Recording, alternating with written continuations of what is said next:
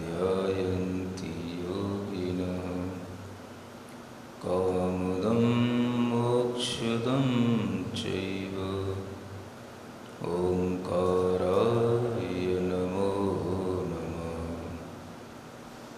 अरहमित्यक्षरं ब्रह्म वाचकं परमेष्ठिनः सिद्धचक्रस्य सद्बीजं सर्वतः प्रणमाम्यहम्। अनंत अनंत सिद्ध परमेष्ठी भगवान की, देवादिदेव 1008 श्री शांतिनाथ भगवान की, वर्तमान शासन नायक श्री वर्धमान महावीर भगवान की, परम पूज्य आचार्य गुरुवर श्री विद्यासागर जी महाराज की, अध्यात्म योगी अरहम ध्यान योग प्रणेता परम पूज मुनि श्री 108 प्रणम्य सागर जी महाराज की जय। समस्त मुनि संघ की जय जय। वैराग्य शतक नाम के ग्रंथराज से कुछ गाथाओं को पढ़ते हुए उन गाथाओं के अर्थों के साथ ही अपने भावों को जोड़ने की कोशिश करेंगे। गाथा नंबर 23, 24, 25 पढ़ते हैं। नसा जाई नसा जोणी णतं ठाणं णतं कुलं न जाया न मुवाजथ सव्ये जीवा अनंत सो तम किं पीणत्थि ठाणं लोए बालक कोड़ि में तंपी जत्थण जीवा बहुसो सुह दुख परम परम पत्ता सब्बाओ रिद्धियो पत्ता सव्ये विषयण संबंधा संसारे ताविरमसु तत्तो जय मुड़सिया पाड़म।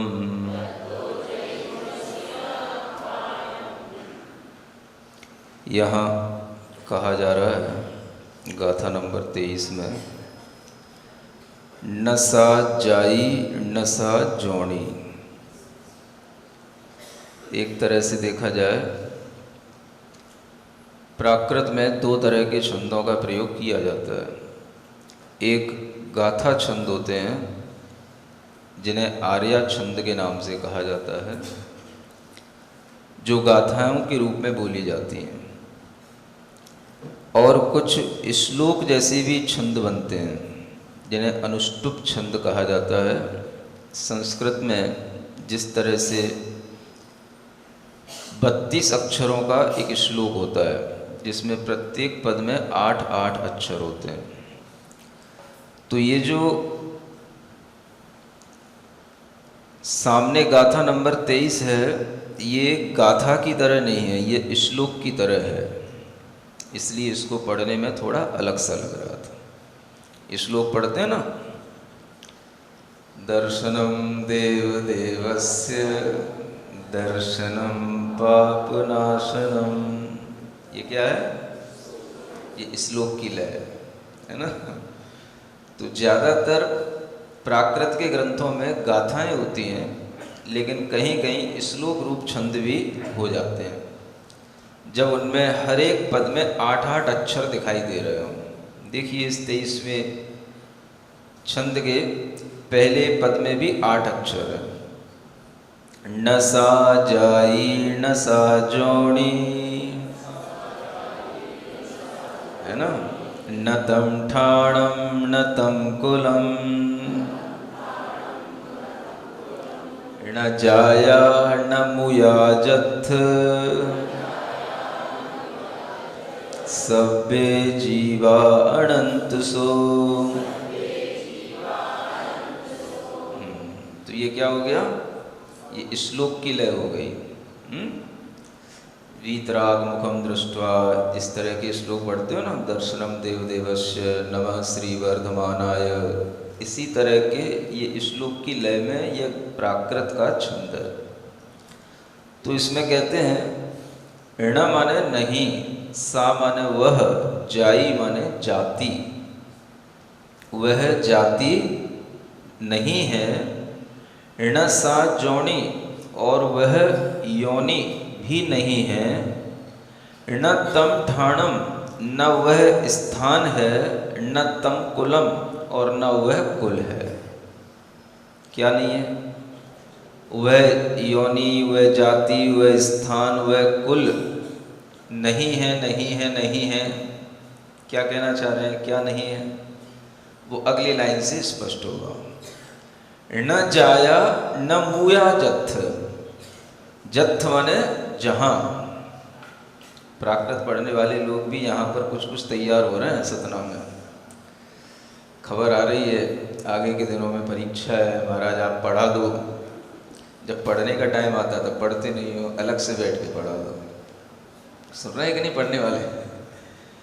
तो ये जो छंद है, इन छंदों की अर्थ जो हम सीखते हैं, इनका हम छोटा छोटा सा व्याकरण भी समझ करके हम प्राकृत को समझ सकते हैं। जथ माने जहाँ, न जाया, ना तो वह उत्पन्न हुआ हो, न मुया और न मरा हो, है ना।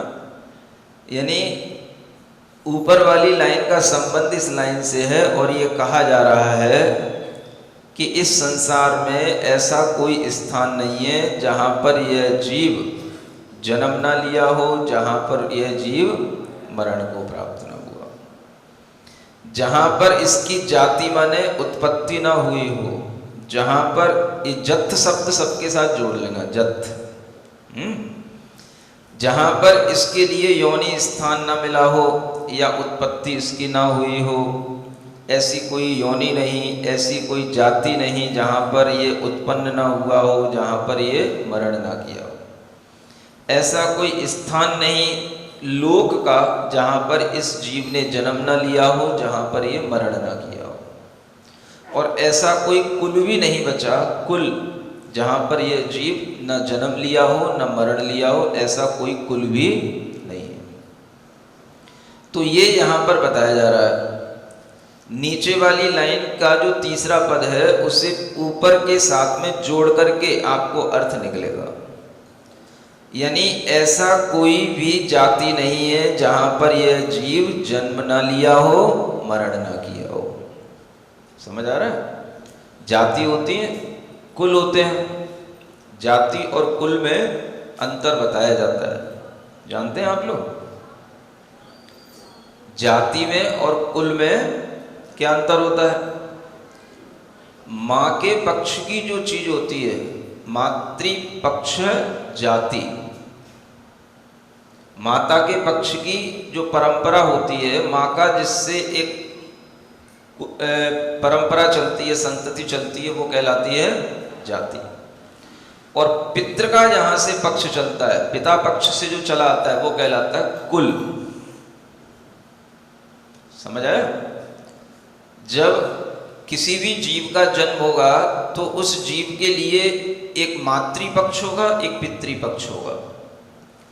तो उसके सामने जो माँ की परंपरा होगी, यानी माँ जिस घर की बेटी होगी, उनके जो पिता होंगे, उन पिता के जो पिता होंगे, एक उनकी परंपरा होगी, तो वो कहलाएगी उनकी जाति, उस बच्चे की जिसके लिए वह माँ की जाति मिलेगी। और एक वह होगा जो पिता की तरह देखा जाएगा, पिता की ओर से देखा जाएगा, पिता के पिता कौन थे, उनके पिता कौन थे, उनकी एक वंश परंपरा चल रही है, तो उसको कहा जाता है कुल परंपरा। समझ आया? तो ये जाति में और कुल में अंतर होता है।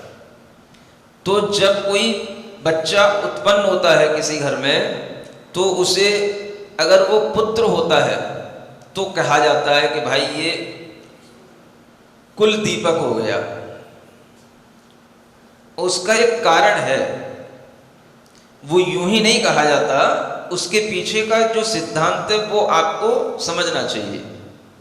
कुल दीपक है, क्योंकि वो कुल दीपक इसलिए है क्योंकि इस कुल को आगे बढ़ाने के लिए, कुल की परंपरा को आगे बढ़ाने के लिए वह पुत्र ही काम आएगा। पुत्री का तो विवाह हो जाएगा, वो तो दूसरे घर में चली जाएगी, तो उस पिता के यहाँ पर अगर पुत्री उत्पन्न हुई है तो उससे उसकी पिता की संतति आगे नहीं बढ़ेगी, उसका वंश आगे नहीं बढ़ेगा। उस आगे वंश को बढ़ाने वाला कौन होगा? तो पुत्र होगा। तो इसलिए कहा जाता है कि पुत्र जो है वंश की वृद्धि वाला होता है, वंश बढ़ाने वाला होता है, या कुल दीपक होता है, कुल को आगे बढ़ाने वाला होता है। क्योंकि जो पिता की जो परंपरा चली आ रही है उसको बढ़ाने वाला पुत्र होगा। पुत्री जो होती है वो जिस घर में जाएगी उस घर में जाकर के उसका गोत्र बदल जाता है, वो चली गई। अगर वह जैनों में भी अनेक तरह के गोत्र होते हैं, या जैनों के बाहर भी कहीं अगर वो चली गई तो उसका वह जो गोत्र है, जो उसकी अपनी जाति है, वो बदल जाएगी। अगर वो जैनों से अजैन में चली गई तो उसकी जाति बदल जाएगी। फिर वो अपने भीतर भले ही जैन धर्म रखे रहे लेकिन उसकी जाति बदल गई, क्योंकि उसके नाम के आगे क्या लगेगा? जैन नहीं लगेगा। विवाह से पहले तो उस लड़की के नाम के आगे जैन लगेगा, लेकिन उस लड़की का विवाह अगर कहीं दूसरी जाति में हो गया, जैनेतर में हो गया, तो फिर उसके नाम के आगे जैन नहीं लगेगा, क्योंकि उसे अपने नाम के आगे वो लगाना पड़ेगा जिसके साथ उसका संबंध हुआ है। पति अगर गुप्ता मिला तो उसे भी गुप्ता लिखना पड़ेगा। पति अगर राजपूत मिला तो उसे भी राजपूत लिखना पड़ेगा। पति अगर सैनी मिला तो उसे भी सैनी लिखना पड़ेगा। अगर उसने नेमा से विवाह कर लिया तो उसे अपनी नाम के आगे नेमा लिखना पड़ेगा, या वो नेमा के नाम से ही पहचानी जाएगी, भाई ये नेमा के घर में गई है। समझ रहे हो ना? सोनी, नेमा, अनेक अनेक तरह की जातियां हैं, तो जाति बदल गई उसकी। तो वह लड़की जो होती है, बेटी जो होती है, वो कभी कुल परंपरा को बढ़ाने वाली नहीं बन पाती, क्योंकि कुल परंपरा को वो बढ़ाता है जो पुत्र होता है। और पुत्र के लिए किसी भी जाति की अगर पत्नी मिल जाती है, मान लो उसका किसी जैनेतर जाति में भी विवाह हो जाता है और बहू कोई दूसरी जाति की भी आ जाती है, तो पुत्र के लिए जैनत्व नहीं छूटेगा। पुत्र की वह परंपरा वही चलेगी जो पिता की परंपरा है, वो उसकी कुल परंपरा कहलाएगी। इसलिए उसको कुल दीपक कहा जाता है, आगे कुल को प्रकाशित करने वाला यह पुत्र है। तो यह जो एक सामाजिक सिद्धांत हैं, इन्हीं को ध्यान में रखते हुए यह बेटा और बेटी के बीच में एक विभाजन बनता है। और यह विभाजन समझना भी चाहिए। हमें यूं ही ऊल फिजूल बातों में आकर के हर तरह से बेटा बेटी एक होते हैं प्यार की अपेक्षा से, है ना? चाहे बेटे को प्यार करो चाहे बेटी को प्यार करो, एक ही बात है। लेकिन जब हम आगे बढ़ेंगे, बेटा बेटी बड़े होंगे, तो उनके जो अपने अपने विवाह आदि के उपरांत जो उनकी स्थितियां बनती हैं, उनमें निश्चित रूप से परिवर्तन आता है। तो बेटा बेटी एक कथनचित इस बात से होते हैं कि भाई ये बेटा भी अपने से उत्पन्न हुआ है, बेटी भी अपने से उत्पन्न हुई, तो बेटा बेटी एक हैं। लेकिन बेटी हमेशा अगर वो जिस जाति में विवाह करेगी वो उसी जाति की बन जाएगी। भले ही वह अपने मन में सोचती रहे कि मैं जैन धर्म का पालन करूं, मैं जैन धर्म को मानूं, मैं तीर्थंकरों की आराधना करूं। अब वो अपने मन में कर पाए, लेकिन वो खुल करके दिखा करके तब कर पाएगी जब उसके घर के लोग उसे अनुमति देंगे। और ये पराश्रितता आज भी देखने को मिलती है, चाहे हम कितनी भी पढ़ी लिखी समाज होने का दावा करें, ये सब पराश्रितताएं आज भी हैं और ये बनी रहेंगी। इसलिए कोई भी बेटी जब अपना धर्म छोड़ करके दूसरे धर्म में चली जाती है तो वह अपना धर्म स्वतंत्रता से पालन नहीं कर पाती। वह और ज्यादा पराधीन हो गई। न केवल पति के ऊपर पराधीन होती है, लेकिन पति के जो माता पिता हैं, भाई बहन हैं, उनके प्रति भी वो पराधीन हो जाती है। मान लो पति ने तो कह दिया ठीक है तुम अपना धर्म यहां पर भी आकर के कर लेना। अब जब वो वहां पर धर्म करने के लिए तैयार हुई तो उस पति की बहन है जो उसकी क्या कहलाएगी, ननद, अब वो नहीं चाहती है तू वहां महाराज के पास क्यों जाती है, तू जैन मुनियों के पास क्यों जाती है, तू जैन मंदिर में क्यों जाती है, तू ये वाले शास्त्र क्यों पढ़ती है, ये क्यों नहीं पढ़ती है। अगर मान लो उसके दिमाग में चढ़ गया तो वो टोंकती रहेगी, तो वो धर्म स्वतंत्रता से नहीं कर पाएगी। कहीं माता पिता को अच्छा नहीं लगे कि भाई तेरे कारण से हमारी नाक कटती है कि देखो इनकी बहू है और वहां जाती है यहां नहीं आती है, कहीं वो सम्यक दृष्टि मिल गई चेलना जैसी तो आफत हो जाती है। नहीं समझ आया? अब वो चेलना तो चेलना ही है, तो वह चेलना हर स्त्री चेलना नहीं हो सकती है, और ना हर इतनी स्त्री अपनी इतनी परिस्थितियों को फेस कर सकती है कि पति बिल्कुल विपरीत जा रहा हो, बौद्ध बन रहा हो, और उस पति को बिल्कुल जो है वह समझाते समझाते बौद्ध साधुओं से भी भिड़ते भिड़ते उनकी भी परीक्षा लेते लेते पति को नाराज करते करते भी इस स्थिति तक पहुंच जाए कि पति भी एक दिन नाराज होकर के मुनि महाराज के ऊपर उपसर्ग कर दे, और उसके बावजूद फिर उसके लिए ये समझ में आ जाए कि नहीं धर्म यही है, सच्चाई यही है। तो इतना होने में बहुत देर लग जाती है। ऐसा हर किसी के साथ नहीं हो सकता। हर व्यक्ति वो नहीं बन सकता है जो हम सुनते हैं। आदर्श हमारे सामने हो सकते हैं, ना हर व्यक्ति चेलना बन सकती है, और ना हर व्यक्ति जो है कोई भरत और बाहुबली बन सकता है। हमारे सामने जो ये पौराणिक उदाहरण होते हैं ये हमें कुछ प्रेरणा देने के लिए होते हैं, ये हमें कुछ हमारे धर्म को सुरक्षित करने के लिए काम में आ सकते हैं। लेकिन हम कभी कभी इन भावों में बह जाते हैं कि हम भी बिल्कुल ऐसे ही हो जाएं, तो ऐसा हो नहीं पाता है। और कई बेटियां परेशान हो जाती हैं जब वो ऐसा होने की सोचती हैं। मान लो रानी चेलना की कहानी बहुत दिनों से सुन रही हैं, कहने लग जाए कोई बेटियां महाराज मुझे तो उस बौद्ध से शादी करनी है, मुझे तो उस राजपूत से शादी करनी है। अब आप क्यों रोक रहे हो, आप ही ने तो कहा था। राजा श्रेणिक बौद्ध था, फिर भी रानी चेलना ने शादी कर ली थी ना, और फिर उसने उसको धर्मात्मा बना दिया था। ऐसे ही हम भी उसको जैन धर्म का धर्मात्मा बना देंगे। अब यही तर्क देने लग जाए बेटियां इसी कहानी को सुन करके, तो उनके मन में ये भाव तो आ जाएगा, ये उनके बचाव के लिए उदाहरण तो बन जाएगा। लेकिन क्या तुम में रानी चेलना जैसी दृढ़ता है? और अगर नहीं है तो फिर आपके लिए वो परेशानी आगे बहुत बड़ी परेशानी खड़ी हो जाएगी, क्योंकि ये बहुत बड़ा युद्ध बन जाता है। ये धर्म युद्ध कहलाता है। युद्ध का मतलब लड़ते रहना, बार बार हवाई फायर जैसे करके युद्ध के लिए उकसाया जाता है, वैसे ही हवाई फायर करते रहना। तो बार बार जब कोई भी मुंह से वचन निकलेंगे, बार बार कहा सुनी होगी, बार बार कलह होगा, बार बार वो युद्ध की स्थिति बनेगी, तो एक घर में धर्म युद्ध शुरू हो जाता है। कौन सही कौन गलत, तुम इसको क्यों नहीं मानते, तुम इसको क्यों मानते हो। तो इस तरह का जब वातावरण बनने लग जाता है तो ये भी एक धर्म युद्ध कहलाता है।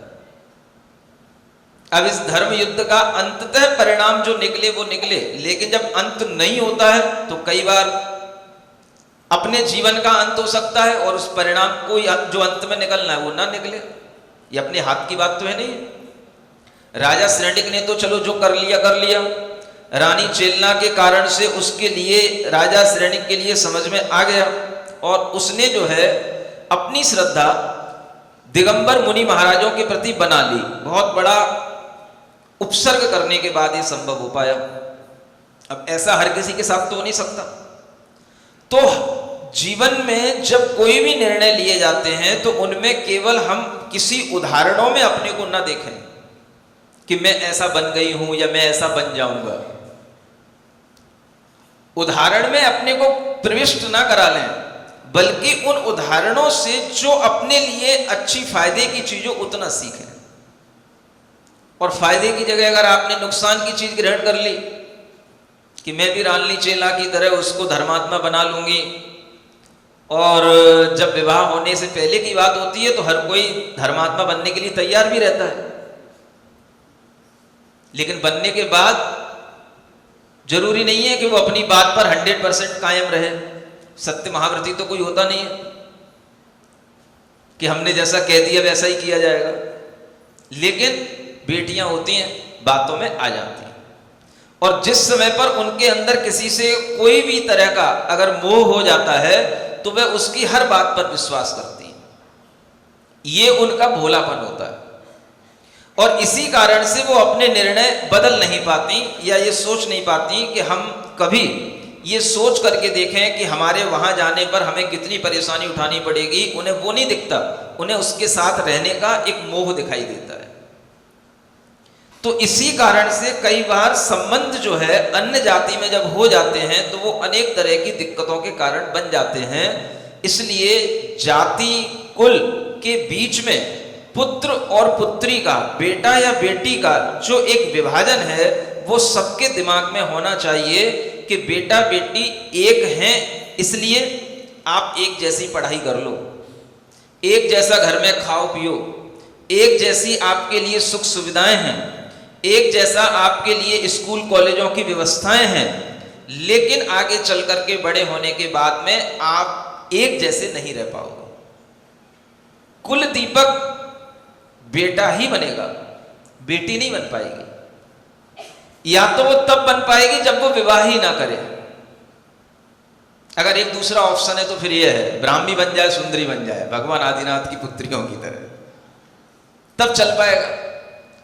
पिता की विरासत को आगे बढ़ाना, पिता की विरासत को आगे बनाए रखना ये संभव नहीं होता बेटियों के लिए। पिता अपने हिस्से का बेटियों के लिए दे जरूर देगा, लेकिन बेटियां कभी पिता की विरासत को आगे नहीं बढ़ा पाती हैं। उसको बढ़ाने के लिए तो पुत्र ही होना पड़ेगा। अब आप कहो कि बेटा और बेटी में अंतर क्यों, तो ये आपके दिमाग में जो मोह चढ़ा दिया जाता है कि बेटा बेटी में कोई अंतर नहीं होता है, इसे भी एकांत रूप से नहीं समझना चाहिए। बेटा बेटी में भी बहुत बड़ा अंतर होता है, और ये अंतर आपको तब महसूस होगा जब आप जिंदगी के 30 साल 25 साल जी लोगे। 25 साल 30 साल तक बेटा बेटी सब बराबर है, पिता माता सब उनका एक जैसा पालन कर लेते हैं, लेकिन बाद में पिता को पता पड़ता है, महसूस होता है कि हमारी कुल परंपरा के लिए पुत्र का ही होना आवश्यक है। इसलिए जाति में और कुल में अंतर होता है।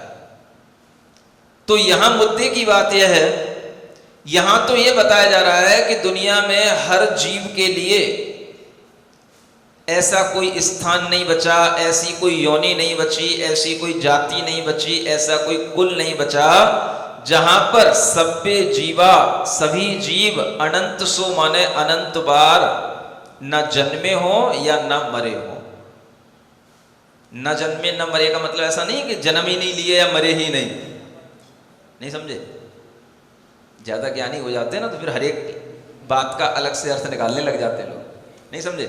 माने वो जन्म ही नहीं लिए, मरे ही नहीं, और आप कह रहे हो कि वहां पर न जन्म लिए हो न मरे ना हो, ऐसा कोई स्थान नहीं। इन दोनों में अंतर है कि नहीं? अगर वो जन्म नहीं लिया, मरा ही नहीं, तो कहां रहा फिर? आकाश में रहा, कहीं लटका रहा, कहीं भूत प्रेत बना रहा, क्या बना रहा? जन्म हमेशा जीव का होता है, मरण हमेशा जीव का होता है। तो ऐसा कोई स्थान नहीं जहां पर यह जीव जन्म ना लिया हो, यानी कोई भी ऐसा स्थान नहीं बचा जहां पर इसका जन्म न हुआ हो, और कोई भी ऐसा स्थान लोक में बाकी नहीं जहां इसका मरण न हुआ हो। इस तरह से यह जन्म और मरण के बीच की जो संतति है यह निरंतर चलती रहती है, और हर जीव के लिए यह कहा गया है। सभ्य जीवा माने सब जीव आ गए इसमें, कोई बचने वाला नहीं है। समझ में आ रहा है? पढ़ने वाला भी, पढ़ाने वाला भी, यहां तक कि तीर्थंकर भी जो हमें एक ज्ञान दे करके जाते हैं, वे भी इससे पहले इसी तरह के इन्हीं अनंत जीवों में शामिल होते हैं। क्योंकि वो भी यही अनादि संसार में परिभ्रमण करते हुए अनंत काल व्यतीत करने के बाद ही कोई तीर्थंकर बनते हैं। तो ये बात सबके लिए घटित होती है। सभी जीव अनंत बार हर एक जगह पर जन्म ले चुके हैं, मरण को प्राप्त कर चुके हैं। इसलिए यहां कहा जा रहा है कोई भी ऐसा स्थान नहीं है। आगे उसी की और डिटेल करते हुए कहते हैं दूसरी गाथा में कि तम किंपि नत्थि ठाणम लोए बालक कोड़ी मित्तम्पी। बालक कोड़ी मित्तम्पी माने बाल का अग्रभाग, बाल के आगे का हिस्सा कितना पतला होता है, जो उसकी नोक जिसको बोलते हैं, समझ आ रहा है? इतने बराबर स्थान भी लोक में नहीं है। जत्थ न जीवा बहुसो, जहां पर यह जीव बहुत बार उत्पन्न मरण न किया हो और सुख दुख की परंपरा को प्राप्त न किया हो। लोक में कोई स्थान बाकी नहीं बचा है। इतने जन्म इतने मरण हो चुके हैं। अब आप सोचोगे कि ऐसा कहने का प्रयोजन क्या है, इससे हमें क्या सीखने को मिल रहा है, इससे हमारे भावों में क्या परिणति आ रही है।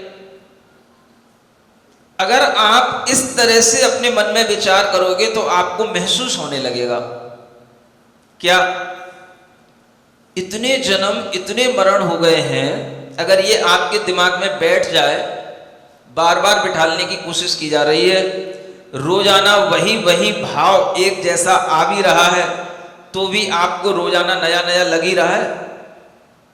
ऐसा तो नहीं लग रहा है यही बात हमने परसों सुनी थी महाराज, यही बात आप कल कह रहे थे, यही बात आप 3 दिन पहले कह रहे थे। लग रहा है कि आपको ऐसा नया नया लग रहा है ना? लगेगा ही। रोटी वही होती है, नहीं समझ में आया? वही से मतलब आटे की ही तो होती है। दाल वही होती है मूंग की और अरहर की, और सब्जी भी वही होती है लौकी की और परवल की। लेकिन हर रोज जब खाते हैं तो नई नई तो लगती है, लगती कि नहीं लगती? इसी तरीके से जो ज्ञान हमें दिया जा रहा है वो भले ही एक जैसा हमें लग रहा हो, ये वही दाल है, ये वही रोटी है, पिछले पन्नों में पढ़ोगे तब भी वही बात थी, आज भी पढ़ रहे हैं तब भी वही बात है, लेकिन नया नया इंटरेस्ट आपको क्रिएट हो रहा है कि नहीं हो रहा है? समझ आ रहा है? यही हमारे लिए नयापन होता है। और ऐसा सोचते सोचते जब हमारे दिमाग में ये आने लग जाता है, इतने जन्म हो गए, इतने मरण हो गए, अब इस एक जन्म में एक मरण में हम क्या कर सकते हैं? अब अगर कभी हमारे सामने कोई ऐसी स्थिति बन जाती है जब हमें लगे यहां से तो मरना ही अच्छा है, नहीं समझ आया? ऐसे जीवन से तो मरना ही अच्छा है, ऐसा भी कभी कभी समय आता है किसी किसी के जीवन में। कैसे आ जाता है? किसी भी कारण से आ सकता है। मान लो आपने अपने जीवन के 40 वर्ष अच्छे से बिता लिए, तब तक आपको नहीं लगा कि इससे तो मरना ही अच्छा है, लेकिन 40 वर्ष के बाद में कोई ऐसी घर में बहू आ गई जो आपकी नाक में दम कर दी उसने, नहीं समझ आया? अब नाक में जब दम हो गई तो फिर क्या हो गया? फिर लगने लगेगा क्या, इससे तो आती नहीं सो अच्छा था, अब आ गई, अब वो जाने को तैयार नहीं है, नहीं समझ आया? सब संभावनाएं कुछ भी बन सकती हैं। कई कई बहुएं ऐसी होती हैं जो खुद कह देती है नहीं चलो ठीक है हमसे बन नहीं रही है, हम अलग रहना चाहते हैं। कई कई बहुएं ऐसी होती नहीं रहेंगे तो हम सासू के साथ ही। सासू कहती नहीं तू अलग हो जा, नहीं अलग नहीं होंगी, तू मेरी माँ है, तू मेरी सासू माँ है, तुझे छोड़ के नहीं जाऊंगी। तो ऐसा लगता है सासू मुझे मेरे प्राणी ले लेगी। अब ले लेगी तो ले लेगी, अब क्या करेगी सासू? तो भंग कुछ भी बन सकते हैं। कोई एक तरीका नहीं है दुनिया में जीवन जीने का, या एक तरीके से कभी कोई जिंदगी नहीं चलती। कोई जरूरी नहीं है कि सास और बहू अलग हो जाए तो समस्या का समाधान हो जाए। कभी कभी बहू चाहती है और कभी कभी बहू नहीं, मैं सास को छोड़ के नहीं जाऊंगी, मैं ये घर छोड़ के नहीं जाऊंगी, मैं रहूंगी तो सास के साथ ही रहूंगी, और उसकी नाक में दम किए रहेगी, उसकी बात नहीं मानेगी, उसके काम नहीं करेगी, और फिर भी मैं सासू को छोड़ूंगी नहीं। अब क्या करोगे? अब सासू की जब इस तरह से नाक में दम होगी तो सासू को कभी ना कभी लगने लग जाता है इससे तो मरना ही अच्छा है। अब मर भी नहीं सकते तो क्या करें? तो उस समय पर ये गाथाएं याद करें। समझ आ रहा है? मर के कहां जाओगे? संसार में ऐसा कोई स्थान नहीं है जहां पर हम अनंत बार पहले मर ना चुके हो। अब नया मर के कहां चले जाओगे? कहां नया जन्म ले लोगे? तो ऐसा कोई स्थान नहीं है जहां पर हम पहले अनंत बार जन्म न लिए हो। ऐसा कोई स्थान नहीं है जहां पर हम पहले अनंत बार मर ना चुके हो। जब ये याद आ जाएगा तो आपके अंदर फिर एक ज्ञान का भाव उत्पन्न होगा। सासू का तो एक उदाहरण दे रहा हूं। किसी भी परिस्थिति में जब आपको लगने लग जाए, चाहे वो पुरुषों के लिए हो, कोई बहुत लंबा घाटा हो जाए, जब आदमी को लगने लग जाता है हमें अपने परिवार का पालन कैसे करूं, कैसे कर पाऊंगा, क्या सोचे, उस समय पर यही ज्ञान काम आता है। मरना किसी समस्या का समाधान नहीं है। जन्म मरण तो हमारे इस दुनिया में अनंत बार हो चुके हैं, लेकिन इस बात को याद करके अपने मन में एक ज्ञान का भाव ला करके एक प्रशम भाव लाना, यह ज्ञान की बात होगी। कौन सा भाव कहलाता है? प्रशम भाव। ये नाम आपने सुना कभी?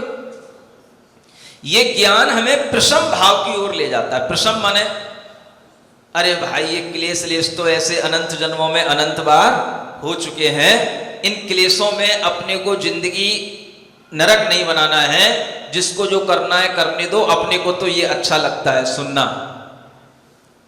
क्या ऐसा कोई स्थान नहीं, ऐसी कोई जाति नहीं, ऐसा कोई कुल नहीं जहां पर इस जीव ने अनंत बार जन्म मरण ना किया हो। तो दुनिया में रहना है तो कहीं भी दूसरा जन्म भी ले लेंगे तो यही दुख फिर मिलेंगे। सुख दुख की ये परंपरा कभी भी जीव से छूटी नहीं। कभी सुख मिला कभी दुख मिला, ये चलता ही रहता है। इसलिए सबसे अच्छी बात क्या है? जो मिला है उसमें शांति रखना। अब सासू अगर बहू से क्लेश करके और ये अपने आप में क्लेश करती रहे कि नहीं ये बहू यहां से चली जाए, ये मायके चली जाए, ये मर जाए, तो फिर ये सासू की अज्ञानता कहलाई। कब तक तुम दूसरों के लिए बुरा सोचोगे? तुम्हारा अपना सोच ही तुम्हारे जीवन में सुख दुख देगा। और ऐसे सुख दुख की परंपरा तो अनंत काल में जहां पर भी हमारे जन्म हुए हैं, तो ऐसी कोई जगह नहीं है जहां पर ये सुख दुख हमारे साथ ना रहे हों। हमेशा सुखी हमेशा दुखी कोई नहीं रहता। सुख दुख हमेशा चलते रहते हैं। मनुष्य पर्याय में, त्रियंश पर्याय में ये विशेष रूप से सुख दुख की परंपरा चलती रहती है। तो आप बच के जाओगे कहां? लोक में ऐसा कोई स्थान नहीं, कोई ऐसी कुल नहीं, ऐसी कोई जाति नहीं जहां एकांत रूप से सुखी सुख हो। ऐसा कहीं नहीं होता। इसलिए सबसे अच्छी ज्ञान की बात इस ज्ञान से ये निकल करके आती है कि इस तरह के वैराग्य भावना का चिंतन करते हुए हमारे अंदर जब राग की कमी होती है तो एक सम भाव उत्पन्न होता है। क्या बोलते हैं इसको? सम। उसी में जब प्र और लग जाता है तो वो अच्छा और उत्कृष्ट समभाव हो जाए तो वो प्रसम भाव कहलाता है। सम का मतलब शांति। शांति कहां से आएगी? शांति बहू से नहीं आएगी। न बहू से शांति आएगी, न बहू से क्रांति आएगी। शांति अपने मन से ही आएगी, अपने ज्ञान से आएगी, अपने अंदर के परिणामों से आएगी। तो ये परिणाम कहां से आएगा? ये परिणाम ऐसे ग्रंथों का स्मरण करने से आएगा, ऐसे ज्ञान का स्मरण करने से आएगा। अरे भाई ये सब तो अनंत बार हो चुका। मानो कि आप अगर ये बात सीख जाओ और जब भी कोई आपके सामने कुछ भी नया घटित हो तो आप कह दो भाई ये तो सब अनंत बार हो चुका। ऐसा बोल सकते हो? माने कभी आपके भाई ने आपको धोखा दे दिया, आपके लिए यही ज्ञान काम आएगा, नहीं तो आप पागल हो जाओगे, पूरी जिंदगी जी नहीं पाओगे। अगर आपके भाई ने आपको धोखा दे दिया, आपकी संपत्ति किसी भी तरीके से छल कपट करके उसने हड़प ली और आप खाली हाथ रह गए, अब आप क्या करोगे? या तो मरोगे या मारोगे, एक ही समाधान रह जाता और कुछ नहीं बचता। फिर कोर्ट कचहरी से कुछ होने वाला है नहीं, तो फिर एक ही बात आदमी के दिमाग में आती है, मर जाऊं या सामने वाले को मार दूं। अब उस समय पर आपके जीवन में कोई शिक्षा देने वाला, कोई ज्ञान देने वाला कौन मिलेगा? और ज्ञान की बात अगर आपके दिमाग में आएगी तो कहां से आएगी?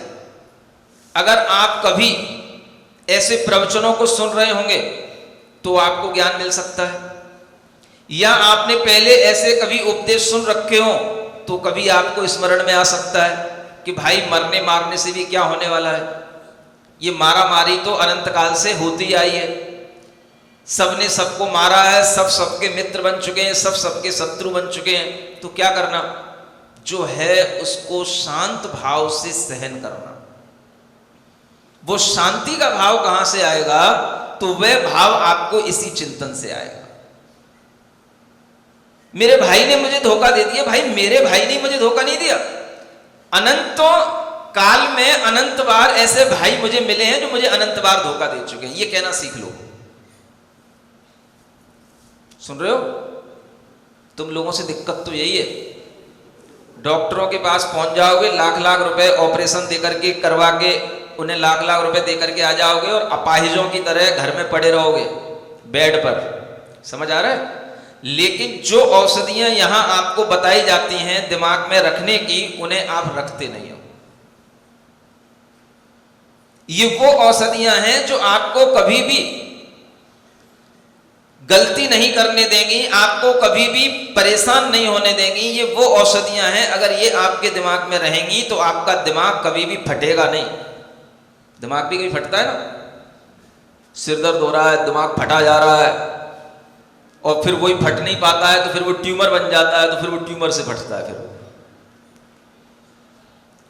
ये जो दिमाग फटता है, ये दिमाग तब फटता है जब हमारे विचार हमारे कंट्रोल में नहीं रहते हैं।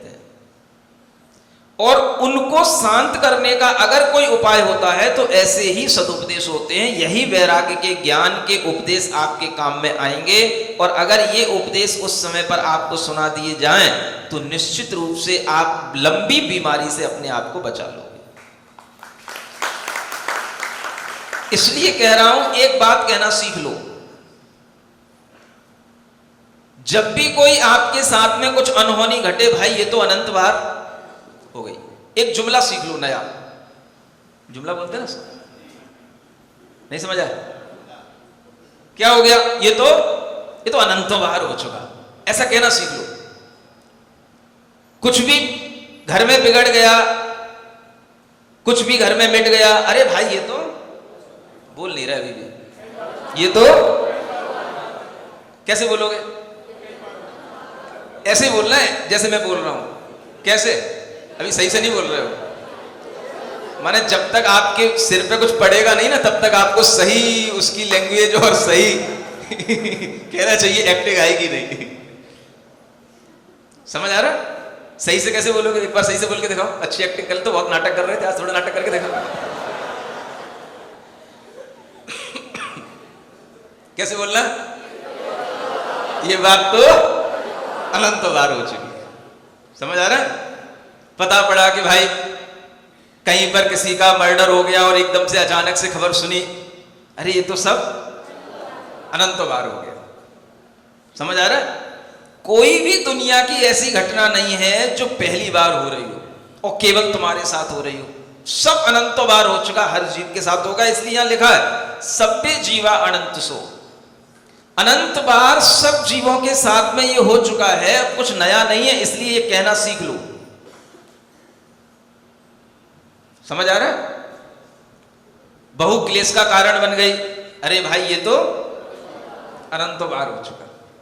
बेटा बात नहीं मान रहा है, हमेशा गालियां देता रहता है, हमेशा लड़ता झगड़ता रहता है, नाक में दम कर रखी, अरे भाई ये तो बोल नहीं रहे हो, हंस के बोल रहे हो। जब जिस समय तुम्हारे ऊपर गुजरेगी तब हंस के बोलोगे क्या? तुम उसी स्टाइल में बोलना तो बताओ। ये एक्टिंग यहां सीख लो, तब घर में काम आएगी, तभी कुछ कल्याण होगा तुम्हारा।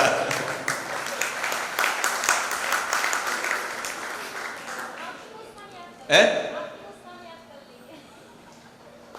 याद तो तब कर लोगे जब यहां पे प्रैक्टिस कर लोगे। इसलिए मैं चाह रहा हूं घर पे जाकर के याद करो, उससे अच्छा सब कुछ यहीं पे कर लो। थ्योरी प्रैक्टिकल सब यहीं पे हो जाए, घर पे जाके तो सिर्फ आपको उसका रिजल्ट दिखना चाहिए। आ रही समझ में बात? ये बहुत जरूरी चीज है। अगर आपके साथ कुछ भी घटित हो जाए और आप दुनिया में रह करके अगर सिर्फ एक इसको चाहे जुमला नहीं समझ में आता है आज के बच्चों को, प्रोवर्ब्स तो समझ में आता है, कोटेशन तो समझ में आता है, जो चीज हमेशा याद रखने की हो आपके लिए ऐसी हेडलाइन तो समझ में आती है, तो बस इसको अपने दिमाग में हेडलाइन के रूप में रख लो। क्या है? ये तो अनंत बार हो गया। अब ये अनंत बार इतना सीखने के बाद, पढ़ने के बाद, सुनने के बाद कुछ तो इनसे सीख करके अपने दिमाग में रख लेना चाहिए, भाई ये तो अनंत बार हो गया। कहीं ये मत कहने लग जाना कि उपदेश सुनने के लिए भी कल से आओ तो कहना ये भी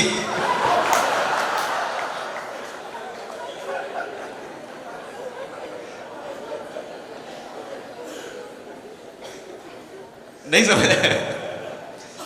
तो जहां पर अपने को परेशानी दिखाई दे, समझ आ रहा ना फॉर्मूले का उपयोग कहां करना है? उपदेश सुनने में परेशानी तो नहीं होती ना।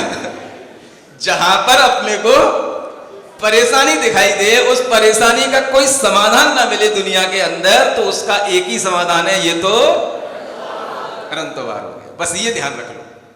समझ आ रहा है? ये आचार्यों की गाथाएं अगर कुछ काम आएंगी तो इसी रूप में काम आएंगी, अन्यथा पढ़ने लिखने वाले आपको खूब मिल जाएंगे, लेकिन उपयोग में लाने वाले आपको 10-20 भी नहीं मिलेंगे।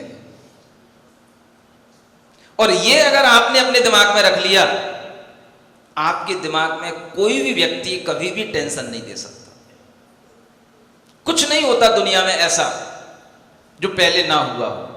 ये सब तो अनंत बार हो गया।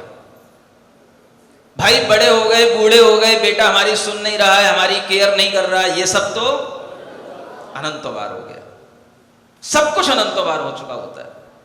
किसी भी चीज से अपने को परेशान करने की जरूरत नहीं। ये ज्ञान हमें इसलिए दिया जा रहा है, इसलिए यहां आचार्य और आगे कह रहे हैं, आगे की जो गाथा है उसमें कि जितनी भी रिद्धियां हैं, रिद्धि का मतलब वैभव होता है, धन संपत्तियां हैं, ये सब भी जीव को अनंत बार प्राप्त हो चुके हैं। और सभी प्रकार के स्वजन से संबंध भी अपने सब अनंत बार हो चुके हैं।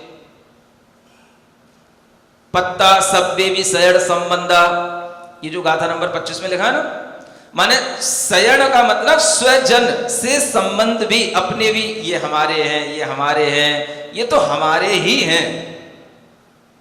ये जो आप कहते हो, ऐसा मन में लाते हो, ये भी पहले अनंत बार हो चुका है।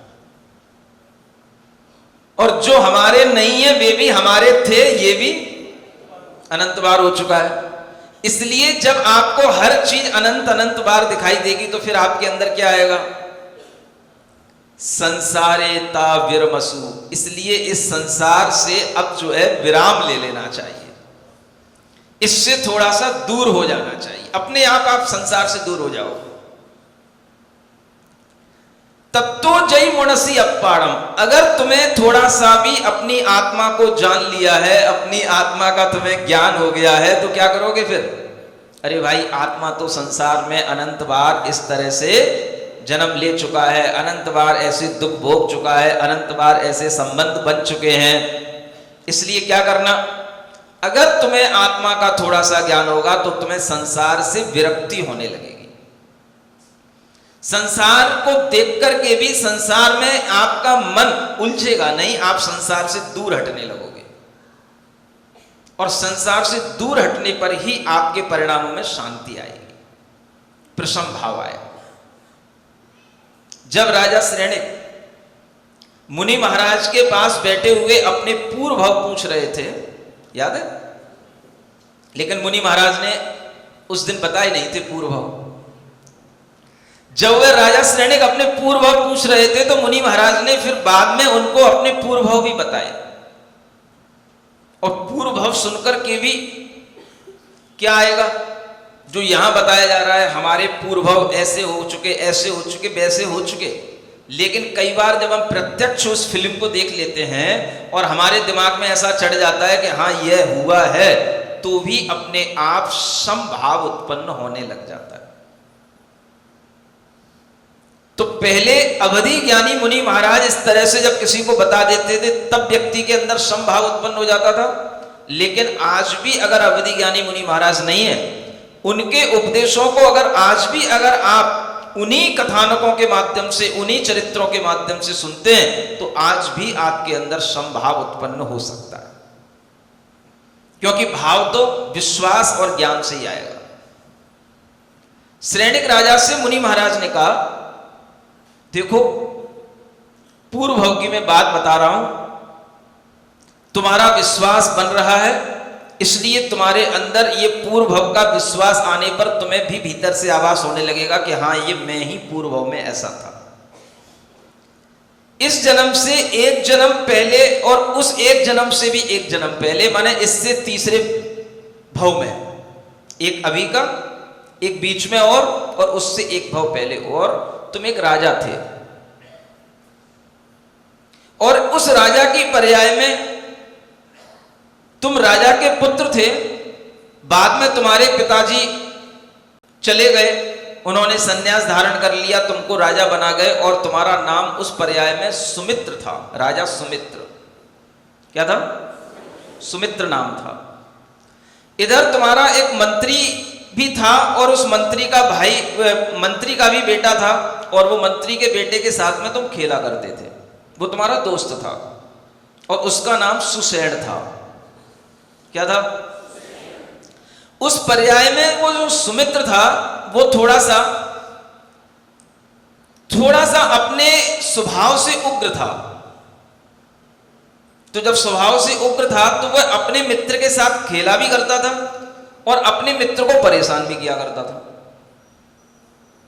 ये तब तक चला जब तक कि वह राजपाट करने के लिए तत्पर नहीं हुआ, माने उसके पिताजी उसके समक्ष थे, तब तक ये मित्र दोनों रहे, मंत्री का बेटा और राजा का बेटा, ये दोनों मित्र भी रहे। और मित्र होते हुए भी कई बार ऐसा हो जाता है कि एक मित्र दूसरे को मारता रहता है और दूसरा मित्र उसकी मार खाता भी रहता है, नहीं होता? दो सहेलियां भी ऐसी मिल जाती हैं, एक कूटती रहती है, मुक्का मारती रहती है, और एक सहती रहती है, और कुछ कह भी नहीं पाती है, और साथ में भी रहना है, छोड़ के भी नहीं जा सकती। होता है कि नहीं होता? बोलते नहीं हो। कहीं मित्रता की नहीं क्या? कभी किसी के चांटे अपने में पड़े नहीं क्या? तो ऐसा ही कुछ उस सुमित्र और सुसेन के बीच में चला करता था, लेकिन कुछ ज्यादा हो गया था। वो सुमित्र जो है कुछ ज्यादा ही उसे परेशान करने लग गया था। अब सुसेन परेशान हो जाता था लेकिन कुछ कह नहीं पाता था, क्या करें क्या करें। पिताजी मंत्री हैं और इसके पिताजी राजा हैं, दोनों के पिताओं के बीच में अच्छे संबंध हैं। अब बेटे पिस रहे, तो कुछ कह भी नहीं सकते, कहो तो कोई सुनने वाला नहीं। और ऐसे ही बड़े होते होते वह परेशान होते होते वह जब बड़ा हो गया तो उसके दिमाग में, तो सुसेन के दिमाग में तो ये चढ़ी गया था कि ये मुझे परेशान करता ही रहता है, आए दिन कुछ ना कुछ बात से मुझे बुलाएगा, खेल खेल में भी बुलाएगा, तो खेल खेल में भी कुछ ना कुछ मारेगा, और खेलना भी उसी के साथ है और मारना भी उसको है। ऐसा भी होता है, देख लेना आप, अगर आपके साथ नहीं हुआ हो तो ऐसा भी होता है, दोस्तों के साथ ऐसा होता है। वही दोस्त उसको पीटेगा भी, मारेगा भी, और फिर अगर ज्यादा रोने लगेगा तो चल कुछ खिलाने के लिए भी किसी हलवाई की दुकान पर चला जाएगा तो उसको कुछ खिला भी देगा, फिर ठीक हो गया, 2-4 दिन ठीक रहेगा, फिर उसकी गर्दन पकड़ लेगा किसी दिन, और ये चलता रहता है। ऐसा ही कुछ खेल सुसेन और सुमित्र के बीच में चल रहा था। अब जब चलते चलते वो बड़ा हो गया, एक बार तो उसने नदी पर नहाने के लिए उसकी गर्दन पकड़ करके उसको नदी में डुबो दिया, और वो तड़पने लगा। जब ज्यादा तड़प गया तो ऊपर बाहर निकाल लिया। और फिर भी यारी दोस्ती छूटती नहीं है। ऐसा ये दोनों दोस्त थे, सुमित्र और सुषेण। समझ आ रहा है? अब ऐसी दोस्ती भी अगर कभी हो और उस दोस्ती में भी अगर कभी कोई बीच में अंतराल पड़े तो कैसे पड़ेगा? नहीं समझ आया? अगर दोनों दोस्त एक साथ कहीं जाएंगे, घूमने जाएंगे तो वही हरकत करेंगे, पिक्चर देखने जाएंगे तो वही हरकत करेंगे, साथ में पढ़ेंगे तो वही हरकत करेंगे, कहीं खेलने जाएंगे तो वही हरकत करेंगे। ऐसी कोई जगह है जहां पहुंचने के बाद दोनों एक साथ तो रहें लेकिन वो हरकत ना करें? क्या सुन रहे हो? वो जगह कौन सी है? उस जगह का नाम है 10 लक्षण शिविर।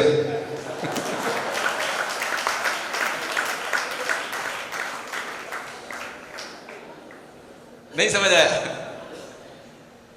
जब कोई व्यक्ति इस तरह के शिविरों में भाग लेगा और आएगा, भले ही उसकी आपस में कैसी भी चलती हो, लेकिन यहां तो उसे अनुशासन से रहना पड़ेगा। साथ में बैठेंगे, साथ में रहेंगे, लेकिन दुश्मन बन के नहीं। एक दूसरे के लिए जो पहले से आदतें पड़ी हैं उन आदतों के साथ नहीं। ये कंट्रोल अपने आप उनके अंदर आने लगेगा जब वो यहां इस माहौल में बैठेंगे। और फिर भी ऊधम मचाएंगे तो फिर उनकी व्यवस्था बना दी जाएगी। लेकिन अगर किसी को भी ऐसा लगता हो तो ऐसी परिस्थितियों में आकर के भी, ऐसे स्थानों पर भी एक बहुत बड़ा सुधार की गुंजाइश रहती है। समझ आ रहा है? बेटा बहुत गुस्सा करता है, उसकी उससे हमेशा ठनी रहती है, उससे उसकी हमेशा पटती नहीं है, उन्हीं को ला करके बिठा दो, अपने आप पटने लग जाएगी। यहां सामने बैठेंगे, उपदेश सुनेंगे सुबह से शाम तक, इतना ठंडा कर दूंगा, इतना ठंडा कर दूंगा कि घर पे जाकर के भी आप गर्म करने की कोशिश करोगे, ठंडे बने रहेंगे। सामने तो हो व्यक्ति, तब ठंडा किया जाए। इसलिए आपसे कह रहा हूं, जितने भी बच्चे यहां पर हैं, समझ आ रहा है? जो बच्चे हैं, बड़े होकर के भी विवाह भी हो गए हो, होने वाले हो, उन सब युवाओं पर फोकस करो। समझ आ रहा है? कमेटियों के लोग विशेष रूप से सुने, ऐसे घर बैठ करके और केवल यहां माइक से बोलने से काम नहीं चलेगा। इतनी से आपकी रिस्पॉन्सिबिलिटी पूरी नहीं हो जाएगी। अगर समाज के अंदर 200 घर हैं कि नहीं,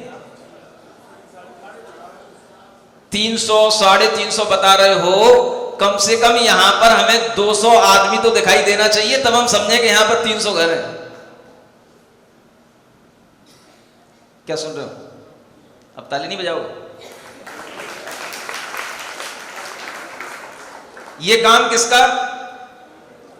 कमेटी वालों का ये काम है। हर घर में जाकर के ढूंढे कहां पे बच्चे हैं, कहां पे आदमी है, उनको पकड़ें, टीम बनाए, काम करें। यूं बैठ करके ऑफिस में पान की पीक थूकने से कुछ नहीं होगा।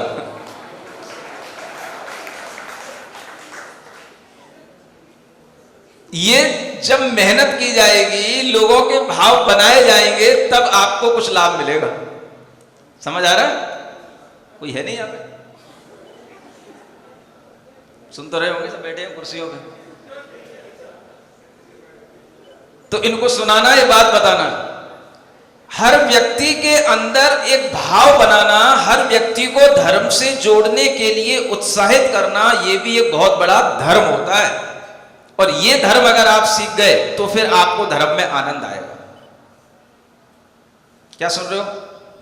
हम तो बैठ गए, हम तो बैठ रहे हैं। अरे भाई, हम नहीं बैठ रहे हैं, हम बैठ रहे हैं तो हम 2 को और बैठा लेंगे, 4 को और बैठा लेंगे। ये भाव जब आपके अंदर आएगा तब वो धर्म की वृद्धि का भाव कहलाएगा। और इस तरह के भाव जब सब में आएंगे तो फिर धर्म करने में भी आनंद आएगा। इसलिए चाहे कोई सुमित्र हो, चाहे सुषेण हो, समझ आ रहा है?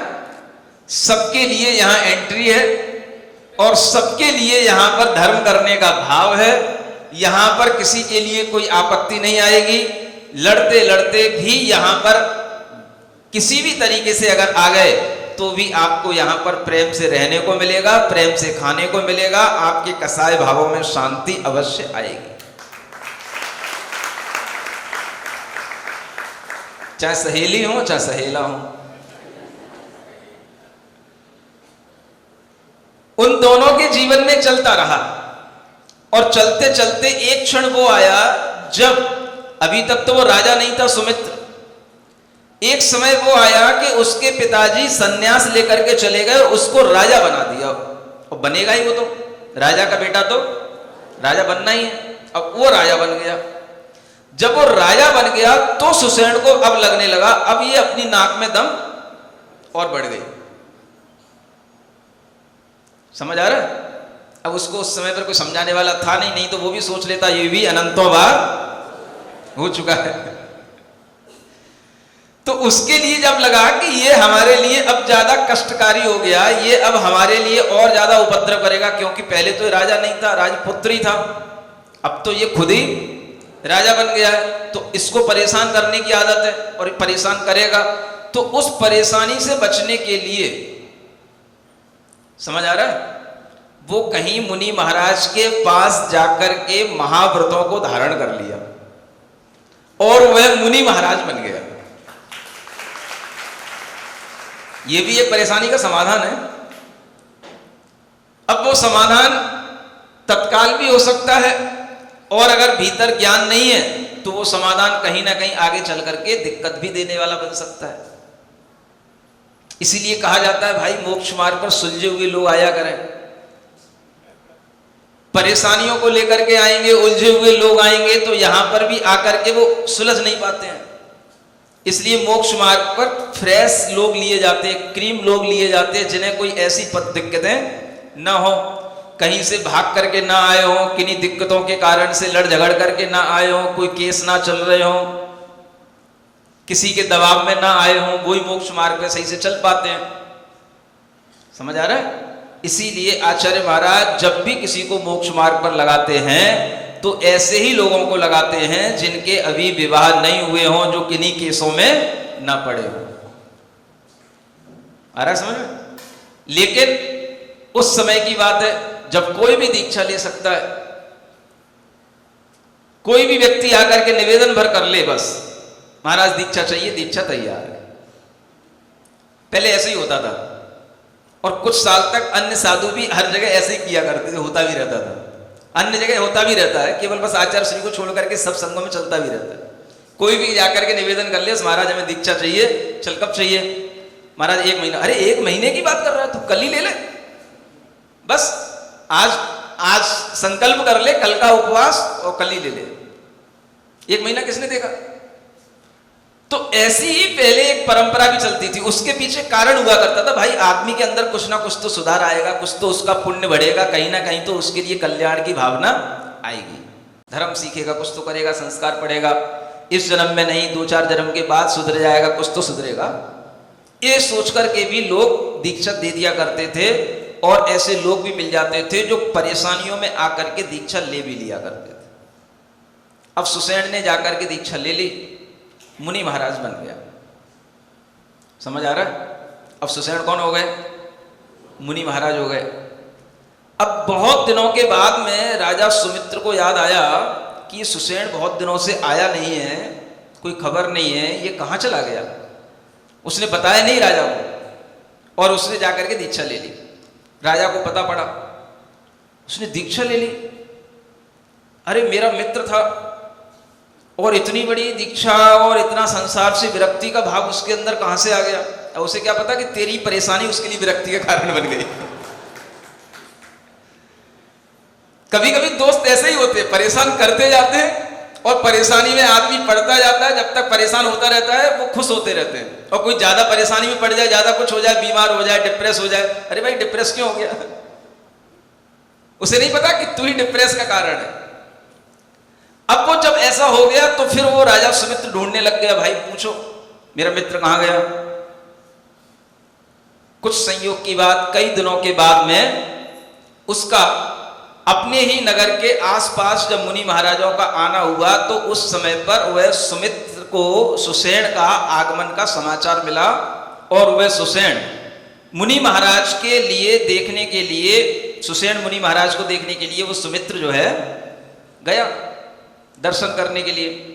और जाने के बाद में वहां पर उसके साथ में कुछ वार्ता हुई। समझ आ रहा है? वो वार्ता आपको कल सुनाई जाएगी।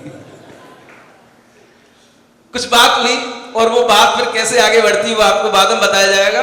अभी तो आप इतना ही ध्यान रखो कि जब भी आपके साथ में कुछ कष्टकारी घटना हो तो क्या कहना, ये तो अनंतों बार हो चुका है। बस ऐसा कहना और बोलना शुरू कर देना। ओम अरहम ओम अरहम ओम अरहम बोल ओम अरहम। सभी कार्य की सिद्धि से तो पहले इसको बोल। सभी कार्य की जिसने भी यह मंत्र पढ़ा तो सारा ही दूर किया। जिसने भी इसको ध्याया सुख का पारा पार लिया, सुख का पारा। इसकी महिमा इसकी शक्ति नहीं सका कोई तोड़। इसकी महिमा इसकी शक्ति नहीं सका